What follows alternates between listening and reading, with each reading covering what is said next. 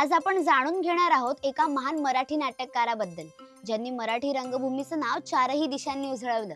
अरे थांबा थांबा, आधी एक काम करा, पटकन कल्लाकार चॅनलला सबस्क्राईब करा, म्हणजे अशा भन्नाट गोष्टी कधीच चुकणार नाहीत. नमस्कार, मी शर्वरी आणि तुम्ही पाहत आहात कल्लाकार दिनविशेष भाग 318, पावर्ड बाय goprag.com. हसवणं, रडवणं, विचार करायला लावणं ही मराठी नाटकांची जादू ज्यांनी घडवली ते गोविंद बल्लाळ देवल. त्यांचा जन्म 13 नोव्हेंबर 1855 रोजी गोवा या सुंदर आणि सांस्कृतिक भूमीत झाला. हे मराठी रंगभूमीचे तेजस्वी नाटककार, अभिनेते आणि दिग्दर्शक होते. त्यांनी मराठी नाटकाला केवळ मनोरंजनाचं साधन न ठेवता समाजाला विचार करायला लावणारं माध्यम बनवलं. त्यांनी अनेक अप्रतिम नाटके लिहिली. त्यांचं सर्वात प्रसिद्ध नाटक म्हणजे संगीत शारदा या समाजातील समस्येवर प्रकाश टाकला. या नाटकामुळे समाजात चर्चा झाली, विचार निर्माण झाले आणि बदलाची बीजं रोवली गेली. ते नाटक लिहायचे तेव्हा केवळ कथा सांगण्यासाठी नव्हे, तर लोकांच्या मनाला स्पर्श करण्यासाठी. रंगभूमीवर त्यांनी जे बदल घडवले ते अमर झाले. मराठी नाटकाला त्यांनी विचार आणि दिशा दिली. देवलजींचं आयुष्य आपल्याला शिकवतं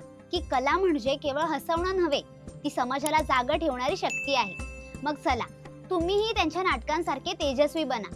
तुमच्या आयुष्याचा रंगमंच सजवा, चांगले विचार बोलून दाखवा आणि जगाला प्रेरणा द्या. मित्रांनो, हा व्हिडिओ आवडला असेल तर लाईक करा, शेअर करा. अशा ज्ञानवर्धक दिनविशेषांसाठी आपल्या विद्यार्थी मित्रांनी तयार केलेल्या कल्लाकार चॅनलला सबस्क्राईब करा. इंस्टाग्राम, फेसबुक पेजला फॉलो करा आणि बघत रहा कल्लाकार दिनविशेष, पावर्ड बाय goprag.com.